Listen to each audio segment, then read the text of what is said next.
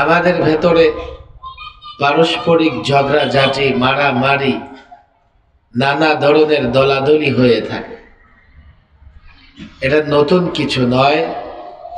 মানুষের বসবাস যেদিন থেকে সেদিন থেকে মানুষ পরস্পরের প্রতি নানাভাবে রাগান্বিত হয়, ক্ষুব্ধ হয়, ফলে পরস্পরের মধ্যে ঝগড়াঝাঁটি হয়। এটা যেমন ব্যক্তি হতে পারে, কখনো পরিবারে, সমাজে, কখনো বা রাষ্ট্রে কিংবা রাষ্ট্রের মধ্যে নানা দল উপদল হয়ে মারামারি ঝগড়াঝাঁটি হতে পারে। যদি মুসলমানদের পারস্পরিক ঝগড়াঝাঁটি হয়ে যায়, এর সমাধান মুসলমান কি করে করবে? কিয়ামত পর্যন্ত ঝগড়াঝাঁটি করতেই থাকবে, না তারা একটা সমাধানে পৌঁছবে? এটা মনে রাখবেন, আপনার মাথায় কেউ বাড়ি দেখ আর আপনি কারো মাথায় বাড়ি দেন, ব্যথা কিন্তু উভয়ই পাবে। আপনি কাউকে দৌড়ানি দেন আর আপনাকে কেউ দৌড়ান, উভয়কেই কিন্তু দৌড়াইতে হবে। এই জন্য তো বলা হয়, কাউকে দৌড়ানি দিলে নিজেও পিছে পিছে দৌড়াইতে হয়। সামনের ব্যক্তিটা একা দৌড়ায় না, আপনাকেও কি করতে হবে? পেছনে পেছনে দৌড়াইতে হবে। ঝগড়াঝাঁটি যখন হয়, তো উভয়েরই শান্তি বিনষ্ট হয়। যার সঙ্গে ঝগড়া করে তারও শান্তি নষ্ট হয়। যে ঝগড়া করে যদিও সে জিতে যায়, তার ভেতরেও এক ধরনের অশান্তি কাজ করে। কিয়ামত পর্যন্ত মুসলমানদের মধ্যে যদি পারস্পরিক ঝগড়াঝাঁটি হয়ে যায়, বিবাদ লেগে যায়, এর একটা সমাধানের পথ খুঁজে বের করতে হবে। বর্তমানে কিন্তু আমরা নানাভাবে এই ঝগড়াঝাঁটির নানা দৃশ্য আমরা দেখি। রাজনৈতিক দল পরস্পরে ঝগড়া করে, আবার সরকার এবং জনগণের ভেতরে ঝগড়া হয়। আবার দেখি দাওয়াত ও তাবলীগের মতো নিরীহ কাজের মধ্যেও দু গ্রুপে ঝগড়া লেগে যায়। এই ঝগড়া করতে করতে আবার একদল সীমা লঙ্ঘন করে ফেলে। যখন মনে করে আমাকে জিততেই হবে, আমি হক হই আর বাতিল, আমাকে জিততেই হবে, তাকে আমি পরাজিত করবই, একটা সময় এতটা সীমা লঙ্ঘন সে করে ফেলে, ইসলামের সীমারেখার ভেতরেও সে থাকতে পারে না। মানুষের পারস্পরিক হিংসা, বিদ্বেষ, হাসাদ যখন চরম আকার লাভ করে, তখন মানুষ আর সিরাতে মুস্তাকিমে থাকতে পারে না। তখন মানুষ আর সীমারেখার, ইসলামের সীমারেখার ভেতরে থাকতে পারে না। ওই জেতার চরম মানসিকতা তাকে সীমানা ছাড়া করে ফেলে, এবং একটা সময় গিয়ে সে আর মনুষ্যত্ব তার ভেতরে কাজ করে না, মানুষের ভেতরে থাকে না। পশু যতটা হিংস্র হয়, সে ততটা হিংস্র হয়ে তার প্রতিদ্বন্দ্বী প্রতিপক্ষের উপরে আক্রমণ করে বসে। যেহেতু ক্ষতি উভয়ের, সেহেতু উভয়কে মিলেই সমাধানের পথ বের করতে হবে। যেহেতু উভয়কে আল্লাহর কাছে দণ্ডায়মান হওয়া লাগবে, সেহেতু সমাধান বের করতে হবে। না হলে এই দুনিয়ার সাময়িক বিজয়, এটা বিজয় নয়। তার প্রত্যেকটা কর্মকাণ্ডের জবাব অবশ্যই তাকে আল্লাহর কাছে দিতে হবে। সূরা নিসার আয়াতে আল্লাহ তাবারক ওয়া তাআলা কি বলেছেন? ইয়া আইয়ুহাল্লাযীনা আমানু আতিউল্লাহ,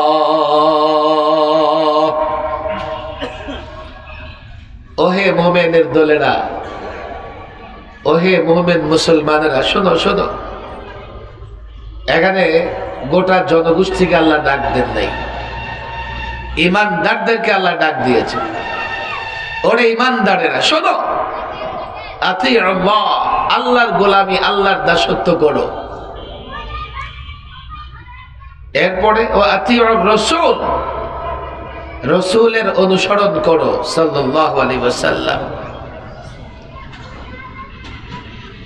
আল্লাহর দাসত্ব এবং গোলামি করে যে ব্যক্তি, সে আল্লাহর নির্দেশ মেনে চলে। আল্লাহর নির্দেশের বাইরে গিয়ে আল্লাহর গোলামি দাসত্ব করা যায় না।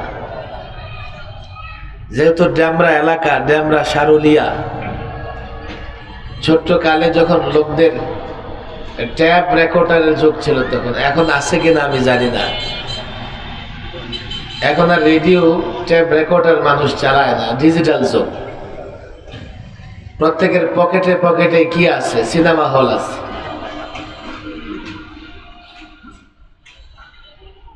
গ্রামের মানুষ যখন ট্যাপ রেকর্ডার চালাইতো বা ট্যাপ রেকর্ডে ক্যাসেট ইত্যাদি লাগিয়ে শুনতো, ডেমরার নামটা শুনে নাই এমন কেউ নাই। ডেমরার সারুলিয়া থেকে তখন নানা রকমের গান বাজনা ইত্যাদির কাওয়ালি জারি গানের ক্যাসেট বের হইত। ডেমরা সারুলিয়া ঢাকা। এই যে ডেমরা এলাকায় তাদের অনুসারী নিঃসন্দেহে আছে, তারা আছে, তাদের বাচ্চা কাচ্চাও আছে, প্রজন্ম আছে। এখন এই একটা ফিতনা চলে গেছে টাঙ্গাইল এলাকায়, তাদেরকে বলে বয়াতি। তারা গানে গানে আল্লাহর প্রেম, আল্লাহর ভালোবাসা প্রচার করে বেড়ায়। আল্লাহর গোলামি এবং দাসত্বের জন্য কিতাবুল্লাহ, আল্লাহর কিতাব, আল্লাহর কালাম কোরআন ও কারীম মেনে চলতে হবে। কোরআনের নির্দেশনার বাইরে কেউ যদি মনে করে সে আল্লাহকে মহব্বত করে, নিঃসন্দেহে সে মুনাফিক। আয়াতের উপরে বিস্তারিত ব্যাখ্যায় গেলে তো রাত শেষ হয়ে যাবে, আমি আমার প্রসঙ্গে ফিরতে পারবো না। 2 নম্বর, কার অনুসরণ করো? রসুলের অনুসরণ করো। আতিউর রসুল। এখানেও একটু ঝামেলা আছে। একদল আছে রসুলের অনুসরণের খুব স্লোগান দেয়, রসুলকে মহাব্বতের ভালোবাসার বড় দাবিদার তারা। রসুলের অনুসরণ করতে হলে সুন্নাহকে মেনে চলতে হবে। সুন্নাহর বাইরে কেউ যদি রসুলকে মহাব্বতের দাবি করে, সে মিথ্যাবাদী। রসুলকে মহাব্বত করতে হলে তার সুন্নাহ, তার হাদিসগুলো মেনে চলতে হবে। সুন্নাহ যদি কেউ মেনে চলে, তারপরে যদি সে দাবি করে যে আমি রসুলকে মহাব্বত করি, সে সত্যিকার অর্থেই রসুলকে মহাব্বত করে। 3, ওয়া উলিল আমরি মিনকুম। কিতাবুল্লাহ, আল্লাহর কিতাবে সব কিছু বিস্তারিত বর্ণিত নয়। কিছু বিষয় এমন হবে যে বিস্তারিত আপনাকে তালাশ করতে হলে, খুঁজতে হলে কিতাবুল্লাহ, আল্লাহর কিতাব, কোরআনের ব্যাখ্যা, হাদিসের দিকে রুজু করতে হবে। এই জন্য আল্লাহর গোলামি দাসত্বের পরে রাসূলুল্লাহর অনুসরণ করতে বলা হয়েছে। কিন্তু নবসৃষ্ট অনেক বিষয়, অনেক ঘটনার সমাধান আপনি হুবহু হাদিস থেকেও বের করতে পারবেন না। তখন আপনি কি করবেন? উলুল আমর, ওলামা, ফুকাহা, তাদের অনুসরণ করবেন। এই নির্দেশনা কোরআন দিয়েছে। কিতাবুল্লাহ, এরপরে সুন্নাহ, এরপরে ওলামা এবং ফুকাহাদের অনুসরণ করতে হবে। তবে 3 নম্বরে ওলামা ফুকাহাদের প্রসঙ্গ এসছে। কতক্ষণ অনুসরণ করব? যতক্ষণ ওনারা আগের 2টা অনুযায়ী, কিতাবুল্লাহ এবং সুন্নাহ অনুযায়ী আমাকে আপনাকে নির্দেশনা দেবেন। আজকাল আবার লোকেরা আমাদের মুরিদ হলে এতটা হয়ে যায়, আমাদের ভক্ত হলে এতটা হয়ে যায়, আমরা যারা সেলিব্রিটি, আমাদের আশেক হলে এতটা আশেক হয়ে যায়, কোরআন সুন্নাহ অনুযায়ী বললাম কিনা সেটাও দেখে না। আমরা ততক্ষণ আপনাদের আনুগত্য আশা করি যতক্ষণ আমরা নিজেরা কোরআন সুন্নাহ অনুযায়ী জীবন যাপন করব, কোরআন সুন্নাহ অনুযায়ী নির্দেশনা দেব। কোন আলেম এতটা অন্ধ আনুগত্য আশা করে না যে তিনি যেদিকে যাবেন জাতি সেদিকে যাবে। আমাদের অবস্থান বক্তৃতা এই বিষয়ে পরিষ্কার। তাহলে কিতাবুল্লাহ এবং সুন্নাহ অনুযায়ী ওলামায়ে কেরাম যতদিন নির্দেশনা দেবে কি করতে হবে? আলেমদের অনুসরণ করতে হবে। বড় আফসোসের বিষয় হচ্ছে একদল আছে, আমরা যখন বলি যে আলেমদের কথা মানো, তারা বলে না, আলেমরা আমাদের সঙ্গে আছে। কোরআন বলছে আলেমদের অনুসরণ করো, আর তুমি বলছো আলেমরা তোমার সঙ্গে আছে।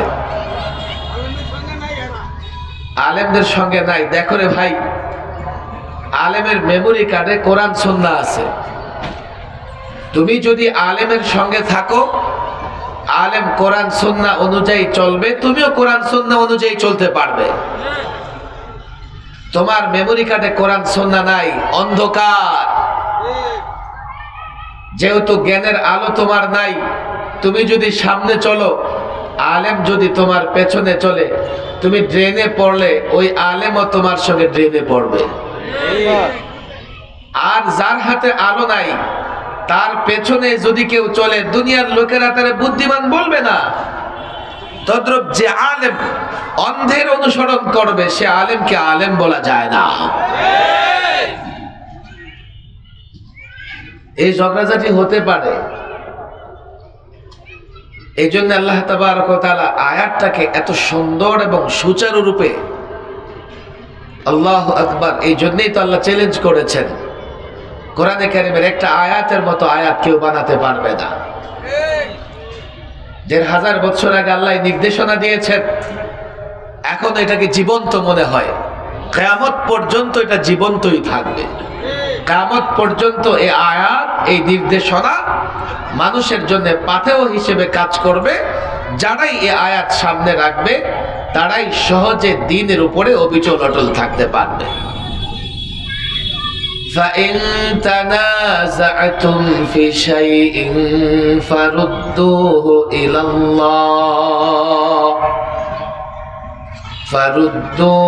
إِلَى اللَّهِ وَالرَّسُولِ। ঝগড়া হতে পারে। এই আয়াতের ব্যাখ্যা যেহেতু আমি ওলামা এবং ফুকাহা নিয়েছি, উলুল আমরের ব্যাখ্যায় খেয়াল করেন, ঝগড়া হলে বলা হয়েছে আল্লাহ রসুলের দিকে যাও। তখন কিন্তু এ কথা বলে নাই যে ওলামাদের দিকে যাও। খেয়াল করবেন, এর মানে হচ্ছে ঝগড়া কখনো আলেমের সঙ্গেও হতে পারে। ঝগড়া যদি আলেমের সঙ্গে হয় আর আলেমের কাছে যেতে বলা হয়, তখন তো ঝামেলা বেঁধে যেতে পারে। কখনো আলেমের সঙ্গেও সাধারণ মানুষের ঝগড়া হতে পারে, কিন্তু আলেমের সঙ্গে যদি ঝগড়া হয়, তখনও সেই নির্দেশনা কোরআন এবং সুন্নাহর দিকে যাও, কোরআন এবং সুন্নাহর দিকে যাও, আল্লাহ এবং আল্লাহর রসুলের দিকে যাও। আমার ভাইরা, আপনারা বলবেন হুজুর ভালো হয়েছে, আপনাদের সঙ্গে ঝগড়া লেগে যদি আপনাদের কাছে যাইতাম তো আমাদের 16 আনাই শেষ হইতো। কিন্তু একটু চিন্তা করে দেখেন, ঘুরে ফিরে আলেমের কাছে যাওয়া লাগবে। কেন? আপনাকে যে বলা হয়েছে ঝগড়া করলে কোরআন সুন্নাহর দিকে যাবেন, আপনি কেমনে যাবেন? আপনি তো কোরআন সুন্নাহ বুঝেন না। কোরআন সুন্নাহ বুঝে আলেম, সেহেতু আপনি তো আলিমের কাছে যেতেই হবে। বলেন হুজুর তাহলে তো হলো না। না, তাহলেই হয়েছে। জামাতে উলামা আল্লাহর কসম কোনদিন একসঙ্গে গোমরাহ ভ্রষ্ট হবে না, তাহলে তো দিন থাকবে না। হেদায়েতের পথে কে রাখবে? কেউ থাকবে না।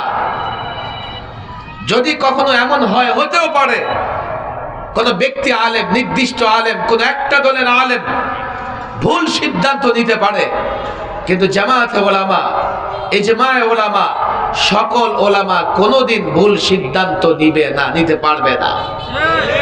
দিন হেফাজতের জন্য ফয়সালা আল্লাহ। আফসোস, আজকে যখন সব আলেম মিলে, সমস্ত আলেম মিলে একটা সিদ্ধান্ত নেয়, তখনও একদল আলেমদের সিদ্ধান্তের বিরোধিতা করে আর বলে যে আমাদের সঙ্গে আলেম আছে। নিঃসন্দেহে তোমাদের সঙ্গে যারা আছে ওরাও অন্ধ, তোমরাও অন্ধ, তারা আলেম হতে পারে না। অনেক ওলামা একরাম এখানে আসেন, উলুল আমরের আরেকটা ব্যাখ্যা আছে, সেটা কি? ন্যায়পরায়ণ শাসক। যে ন্যায়পরায়ণ শাসক, তাহলে আল্লাহর গোলামি দাসত্ব করো, রসুলের অনুসরণ করো, আর ন্যায়পরায়ণ শাসক যদি হয় তার নির্দেশনাও মেনে চলো। বড় আফসোসের বিষয় হচ্ছে এই আয়াতের একটা শানে নুজুল আছে। রাসূল সাল্লাল্লাহু আলাইহি ওয়াসাল্লাম, আপনাদের কষ্ট হচ্ছে নাকি? বলেন আল্লাহু আকবার। আরো জোরে আল্লাহু আকবার। ড্যামরার লোকদের সাউন্ড দুর্বল নাকি? দুপুরে খায় নাই? খাওয়ার তো ব্যবস্থা নাই। আর আমি যতদূর জানি এই ড্যামরা এলাকার লোকজন যারা বসবাস করে তারা তো এই অঞ্চলের, কুমিল্লা, নোয়াখালী এই অঞ্চলের বেশি না? নরসিংদী, বিবানিয়ারও লোকজন আছে। কুমিল্লা এলাকার লোকজনের তো এমনি 360 ডিগ্রি এনার্জি থাকে, মানে ভলিউমটা কমায় রাখছেন। বলেন আল্লাহু আকবার। আসলে এনার্জি আছে।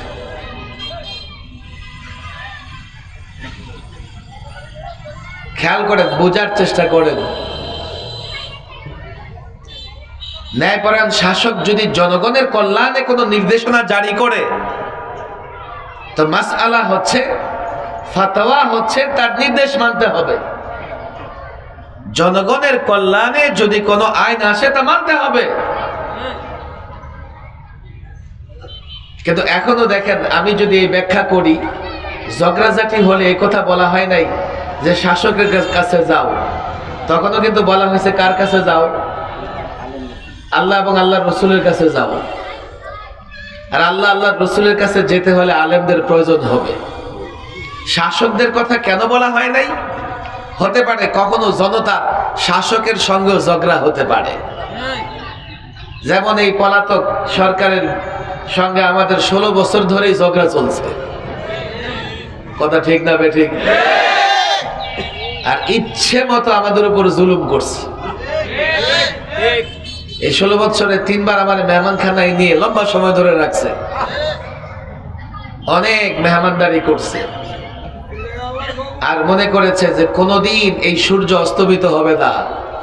প্রতিবেশী রাষ্ট্র আমাদের কন্ট্রোলে, ভারত আমাদের কন্ট্রোলে, চায়না রাশিয়ারও ম্যানেজ করে ফেলছে, আর আমেরিকা অনেক দূরে। আলেমদের মারো ধরো, আমেরিকাও রাজি খুশি হয়ে যাবে। এই জন্য গত 16 বছরে তারা সবচাইতে বেশি জুলুম করেছে আলেমদের উপরে। এই জন্য পরাজয়টাও এমন হয়েছে যে 53 বছরে এতটা ভয়াবহ পরাজয় কারো হয়নি। পালাবদল হয়েছে, পরিবর্তন হয়েছে, ক্ষমতার পালাবদল অনেক হয়েছে, কিন্তু দেশ ছেড়ে কাউকে পালাতে হয় নাই। জুলুম করেছ, জুলুমের পরিণতি তোমরা ভোগ করো। আমরা প্রতিশোধে বিশ্বাসী নই, তবে তোমরা যারা জুলুম করেছ নিঃসন্দেহে আল্লাহর কাছে জবাব দিতে হবে। দুনিয়াতে সামান্যই তার পরিণতি ভোগ করতে হবে, মরার পরে চূড়ান্ত পরিণতির অপেক্ষায় থাকো। তাদের নিয়ে আমার কোনো কথা নাই, আপনাদেরকে আমি কিছু কথা বলি। মাশাআল্লাহ, আপনারা যারা মাহফিলে আসেন নিঃসন্দেহে ওলামাদের মহব্বত করেন, নিঃসন্দেহে আলেমদের ভালোবাসেন, আলেমদের সঙ্গে থাকেন আপনারা। কিন্তু এই সমাজের অনেক লোকজন আছে, যদি আলেম এবং শাসক গোষ্ঠীর মধ্যে ঝগড়া হয় তো নিজের দল হিসেবে, নিজের নেতা হিসেবে আলেমদের পক্ষে তো যাই না, কোরআন সুন্নাহর দিকেও যেতে চায় না। আমি তাদেরকে বলি, দেখো শাসকের সঙ্গে যখন ওলামাদের ঝগড়া হয়, হতেই পারে সব শাসকরা ন্যায়পরায়ণ হয় এমন না, আর ফেরাউন একেবারেই বিদায় নিয়ে গেছে এমন নয়। ফেরাউনি চরিত্রের শাসক বারবার আসতে পারে। যদি ফেরাউনি চরিত্রের শাসক আসে তো ওলামাদের হযরত মূসা আলাইহিস সালামের চরিত্র লাঠি নিয়ে ময়দানে ঝাঁপায়া পড়া লাগে। তখন এই জাতি কি করবে? আমরা জাতির যুবকদের দেখি ফয়সালার জন্য কোরআন সুন্নাহর দিকে নয়, ফয়সালার জন্য আল্লাহ আল্লাহর রাসূলের দিকে নয়, তার দল আর নেতার দিকে যায়। একবারও চিন্তা করে দেখে না তার এই নেতার সিদ্ধান্ত কতটা যৌক্তিক, কতটা ন্যায় এবং ইনসাফের, যার জন্য এই 53 বছরের বাংলাদেশে রাজনৈতিক দলগুলো আমাদের যুবকদের ব্যবহার করতেছে, আমাদের ছাত্রদের ব্যবহার করতেছে। তারাও একটা নোটের কারণে ব্যবহৃত হচ্ছে। আমি তো প্রায় বলি, একটা নোটে ব্যবহৃত হচ্ছ, অথচ তুমি কিন্তু জানো না একটা নোট তোমার ভেতরে, তোমার উপরে ইনভেস্ট করে তোমার রক্ত চুষে হাজারো নোট সে উপার্জন করছে। পরিসংখ্যান তো স্পষ্ট। এই পরিসংখ্যান আমি মৌলভী সাহেবের নয়, মিডিয়াতে নানান সময় পরিসংখ্যান বের হয়েছে। গত 16 বছরে বাংলাদেশ থেকে পাচার হয়েছে কমপক্ষে 11 লক্ষ কোটি টাকা। যেই টাকা বাংলাদেশ থেকে 16 বছরে পাচার হয়েছে, এই টাকা দিয়ে গোটা বাংলাদেশ থেকে অন্তত 3 বছর চালানো যাইত। শেষ নয়, গত 16 বছরে বাংলাদেশ ঋণী হয়েছে 18,35,000 কোটি টাকা। আজকে যে শিশু জন্ম নেবে তার মাথার উপরে কমপক্ষে 1.5 লক্ষ টাকার ঋণের বোঝা। বলবে তো স্যার এগুলো তো আমাদের সমস্যা কোথায়? আমরা তো গভর্নমেন্টকে কর ট্যাক্স দেই না, আমাদের সমস্যা কোথায়? আরে সরকার, কোন সরকার তার বাপের টাকায় রাষ্ট্র চালায়, তোমার থেকে আদায় করে দেয়। এই যে ফোনে হাই হ্যালো বলো, তোমার খবর নাই, এখান থেকে একটা চার্জ কেটে দেয়। তুমি জানো, তুমি কি জানো এই যে বাসে উঠো, তুমি তো মনে করো টাকাটা বাস ড্রাইভারকে দাও, বাস ড্রাইভারকে টাকা দাও, বাস ড্রাইভার ওই বাসের রেজিস্ট্রেশন করে, বাসের বৎসর শেষে ট্যাক্স দেয়, নানাভাবে টাকা তার থেকে গভর্নমেন্টের কাছে দেয়। মনে করো বাস ড্রাইভার টোল দেয়, জানো বাস ড্রাইভার টোল দিলে সেই টোলটা কোথায় যায়? তুমি যে জামা কাপড় পরো সেটা যদি আমদানি করা হয়ে থাকে কাস্টম ছাড়া, সেই কাপড় বাংলাদেশে আসতে পারে নাই। তুমি যে দোকান থেকে কেনো প্রত্যেকটা পণ্যের উপরে ভ্যাট আছে, ভ্যাট আছে, ভ্যাট আছে। অর্থাৎ তোমার পকেটের টাকা গিয়েই তো রাষ্ট্রীয় কোষাগারে জমা হয়।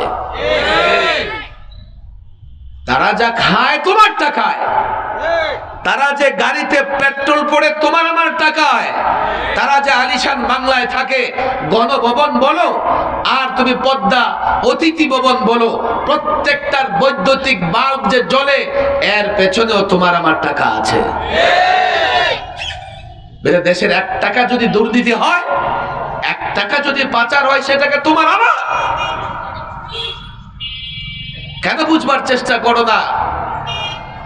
তুমি তো 500 টাকার নোটে খুশি, কিন্তু 16 বছরে কত 500 টাকার নোট তোমার রক্ত চুষে তারা বের করেছে, তোমার আমার কিন্তু খবর নাই।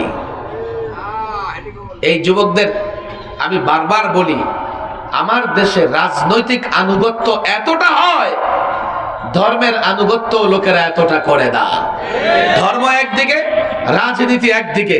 ধর্ম ছেড়ে দেয়, রাজনৈতিক নেতাকে ধরে আর রাজনীতির নেতার নামে স্লোগান দেয়, অথচ সেও জানে যে এই নেতার কোনো চরিত্র নাই। হতে পারে ঝগড়াঝাটি। আমি যুবকদের বলি, অনেক যুবক তোমরা এখানে দাঁড়িয়ে আছো, আমরাও 16 বছরে নানা বিষয়ে ঝগড়া করেছি, কিন্তু একবার তো দেখো কোনো একটা ইস্যুতে আমাদের অপরাধ কি ছিল? আমাদের অপরাধ কি ছিল? আমরা বলেছি ভাস্কর্যের নামে মূর্তি বানানো যাবে না, এটা কি আমাদের অপরাধ?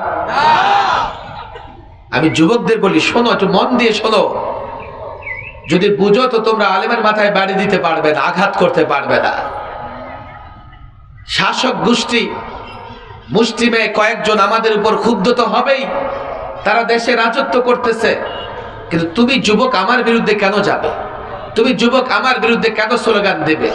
তুমি কি রাজত্ব করো? না, তোমাকে তারা ব্যবহার করে। তুমি কেন আমার বিরুদ্ধে স্লোগান দেবে?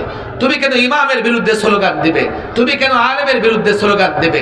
মাদ্রাসার বিরুদ্ধে কেন তুমি বক্তৃতা করবে? সামান্য বিনিময় এটা তুমি পাও, অথচ এর চাইতে অনেক বেশি তোমার কাছ থেকে তারা কেড়ে নিচ্ছে। হ্যাঁ, তারা রাজত্ব করতেছে, দেশের টাকা পাচার করতেছে, টেন্ডারবাজি করে নিজের সম্পদ বৃদ্ধি করতেছে। তাদের ব্যাপারটা ভিন্ন, তাদের ব্যাপারে আমি অন্যভাবে কথা বলি। কিন্তু আমার আফসোস হচ্ছে তুমি যুবক কেন বিভ্রান্ত হয়েছো?